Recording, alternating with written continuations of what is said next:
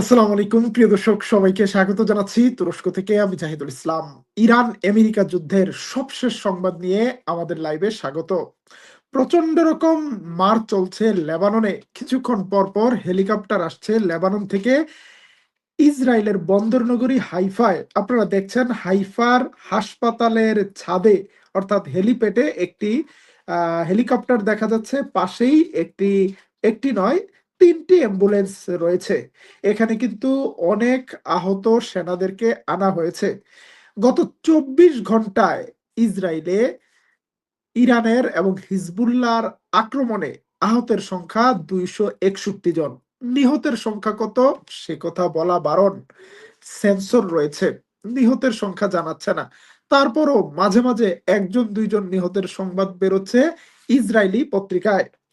আজকের লাইভে আমরা লেবাননে কেমন মার চলছে, ইরানের মিসাইল ক্ষেপণাস্ত্র হামলা এবং মার্কিন যুক্তরাষ্ট্রের সেনাবাহিনীতে সেনা সংকট সমাধানে অবাক করা উদ্যোগ নিয়ে কথা বলবো।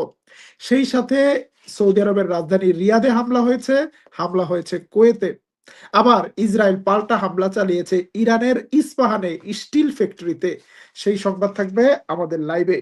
চলুন প্রথমে দেখে আসি লেবানন থেকে ইসরায়েলের উদ্দেশ্যে পাঠানো কিছু হাদিয়া ড্রোন।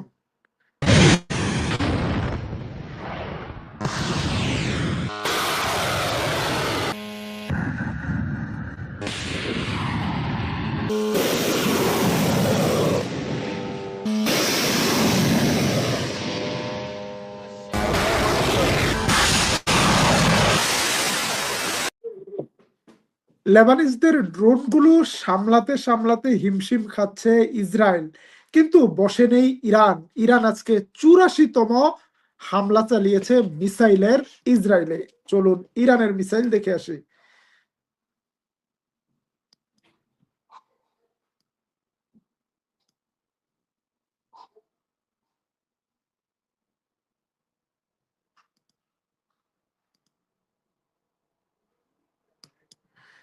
আপনারা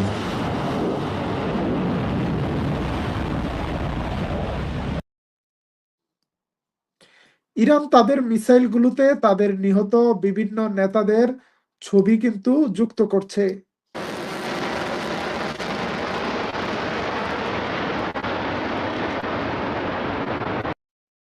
আজকে মার্কিন যুক্তরাষ্ট্রের একজন কর্মকর্তা বলেছেন আমেরিকা হিসেবে ভুল করেছে। আমেরিকার কোনো ধারণাই নেই আসলে ইরানের কি পরিমাণ মিসাইল রয়েছে, কোথায় সেই মিসাইল রয়েছে। যুদ্ধের এতদিন পরে এত শক্তি প্রয়োগের পরেও ইরানের মিসাইল হামলা থামানো যায়নি, ঠেকানো যায়নি, বরং বাড়ছে। ইরানের মিসাইল হামলায় ইসরায়েলের ভেতরের পরিস্থিতি কি? মাঝে মাঝে সেন্সর গলিয়ে কিছু ভিডিও আসছে, আমরা দেখাচ্ছি সেই দৃশ্যগুলো।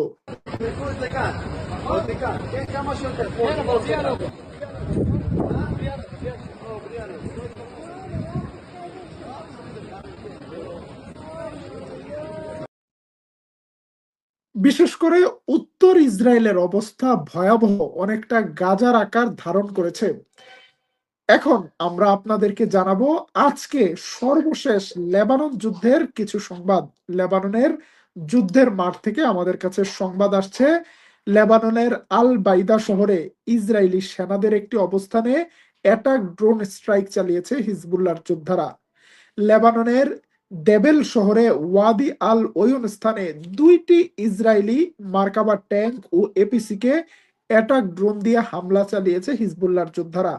আরো সংবাদ আছে। শুধুই কি সংবাদ বলবো নাকি সংবাদ দেখাবো?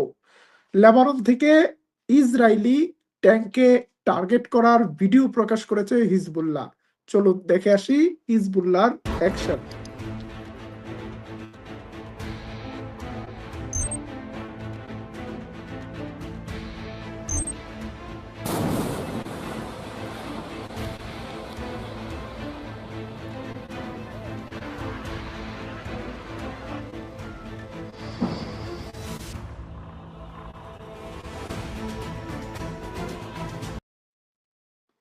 এইভাবে লেবাননের বিভিন্ন শহরে প্রবেশ করার চেষ্টা করলেই ইসরায়েলের ট্যাঙ্কগুলো একের পর এক আক্রমণের শিকার হচ্ছে হিজবুল্লাহর হাতে।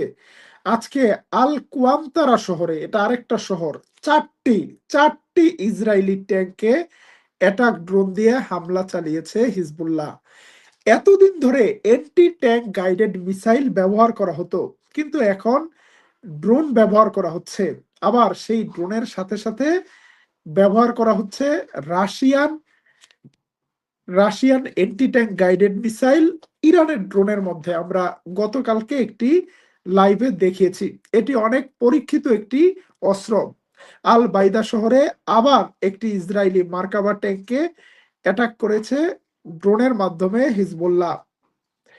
এছাড়া আল বাইদা শহরে ইসরায়েলি সেনাদের সাথে তীব্র লড়াইয়ে লিপ্ত হয়েছে হিজবুল্লাহর যোদ্ধারা। এইভাবে প্রচন্ড রকম হামলার শিকার হচ্ছে ইসরায়েলি বাহিনী। যেটি বলছিলাম, গত ২৪ ঘন্টায় ২৬৩ জন ছাড়িয়ে গিয়েছে তাদের হতাহতের সংখ্যা। ইসরায়েল ইতিমধ্যেই জানিয়েছে তাদের সেনাবাহিনীতে ১৫,০০০ সৈন্যের সংকট রয়েছে। ফিল্ডে যুদ্ধ করার মতো পর্যাপ্ত সৈন্য নেই, যে কারণে ইসরায়েলের সেনাপ্রধান জেনারেল জামির আহ্বান জানিয়েছেন সরকার যেন কনস্ক্রিপশন করে, অর্থাৎ বাধ্যতামূলক যুবকদেরকে আর্মিতে পাঠায় এবং রিজার্ভ সেনা যারা ছিল তাদেরকে যুদ্ধে পাঠায়। যারা দায়িত্বে আছে তাদের দায়িত্বের পরিধি মেয়াদ যেন বাড়িয়ে দেয়। নেতানিয়াহু সেই রকম একটি নির্বাহী আদেশে স্বাক্ষর করেছেন। তবে ইসরায়েল যখন সেনা সংকটে রয়েছে, তখন সেনা সংকট তীব্র হয়ে উঠেছে মার্কিন যুক্তরাষ্ট্রে। মার্কিন যুক্তরাষ্ট্রের সেনাবাহিনীও তাদের জন্য প্রয়োজনীয় সৈন্যের অভাব বোধ করছে, এবং সেই অভাবের কারণে আমেরিকা নিয়েছে অভিনব কিছু কৌশল, যার মাধ্যমে আমেরিকা তার দেশে সেনা সংখ্যা বাড়াতে চায়। বাংলাদেশের সেনাবাহিনীতে সদস্য হতে 18 বছর থেকে 22 বছর সদস্যের যুবকদেরকে নেওয়া হয়, আর আমেরিকা বলছে এতদিন তারা 35 বছর বয়স হলেও চাকরিতে যাওয়া যেত, এখন সেটা 42 বছর বয়স করা হয়েছে। অর্থাৎ 42 বছরের দামড়া দামড়া ছেলেদেরকে এখন আর্মিতে নেওয়া হবে। 42 বছরে যে একটা মানুষের কি ফিটনেস থাকে, সে কি যুদ্ধ করবে? আর মার্কিন যুক্তরাষ্ট্রের যে ওবিসিটি সমস্যা, এক একজন যে মোটা কাটা, তারা সেনাবাহিনীর জন্য ফিট হয়ে যুদ্ধ করতে আসতে তাদের কি অবস্থা হবে? তার চেয়েও ভয়ঙ্কর সংবাদ হলো, আমেরিকার সেনাবাহিনীতে এতদিন মাদকগ্রস্ত কাউকে আর্মিতে নেওয়া হতো না। এখন বলা হচ্ছে কেউ যদি মারিজুয়ানা সংক্রান্ত অপরাধের রেকর্ডও থাকে, আপাতত বাদ, সবাইকে নেওয়া হবে। দৃশ্যটি যেন দ্বিতীয় বিশ্বযুদ্ধের সময় এইভাবে সবাইকে মিলিটারিতে নেওয়ার একটা অবস্থা ছিল। আমেরিকা কি আবার নিজেদেরকে একটি বিশ্বযুদ্ধের জন্য প্রস্তুত করছে? এদিকে আমাদের কাছে নতুন সংবাদ এসেছে, ইরানের সাথে যুদ্ধে অন্তত ৩০৩ জন মার্কিন সেনা আহত হয়েছেন বলে জানিয়েছে আমেরিকান গণমাধ্যম এবিসি নিউজ। ৩০৩ জন আহত, কিন্তু নিহত কয়জন?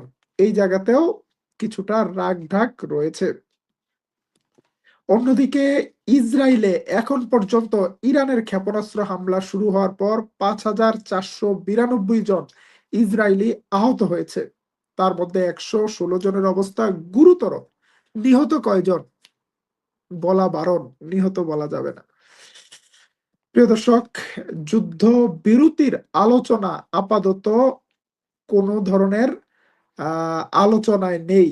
এখন যুদ্ধ তীব্র থেকে তীব্রতর হচ্ছে। আজকে ইরানের ইস্পাহানে একটি স্টিল কারখানায় বিমান হামলা চালানো হয়েছে, তাতে একজন ইরানি মারা গিয়েছে। ইরানের অব্যাহত হামলার মুখে সৌদি আরব আলোচনা করেছে, নতুন একটি প্রতিরক্ষা চুক্তি করেছে ইউক্রেনের সাথে। ইউক্রেনের সাথে এই চুক্তির ব্যাপারে ইউক্রেনের প্রেসিডেন্ট জেলেনস্কি জানিয়েছে সৌদি আরব ও ইউক্রেন পারস্পরিক উপকারী চুক্তি স্বাক্ষর করেছে। এর মাধ্যমে সৌদি আরব ইউক্রেনে বিনিয়োগ করবে, বিনিময়ে ইউক্রেন সৌদি আরবকে ড্রোন প্রতিরক্ষা সহযোগিতা প্রদান করবে। এখন সৌদি আরবের দরকার ছিল ইরানের সাথে আলোচনা করা, ইরানের সাথে চুক্তি করা, কিন্তু সৌদি আলোচনা করছে ইউক্রেনের সাথে, যে ইউক্রেন নিজেই একটা খয়রাতি রাষ্ট্র। মার্কিন যুক্তরাষ্ট্র এবং ইউরোপের বিভিন্ন দেশ খয়রাত দিয়ে টিকিয়ে রেখেছে ইউক্রেনকে। ইউক্রেনের প্রতিরক্ষার বেশিরভাগ জিনিসই আসছে এবং আমেরিকা এবং ইউরোপের বিভিন্ন দেশ থেকে চাঁদা তুলে। দেখা যাক সৌদিকে রক্ষায় ইউক্রেন কতটুকু ভূমিকা পালন করতে পারে। প্রিয় দর্শক, সুদূর গাইবান্ধা থেকে, ঢাকার আগারগাঁও থেকে আমাদের লাইভে যোগ দিয়েছেন।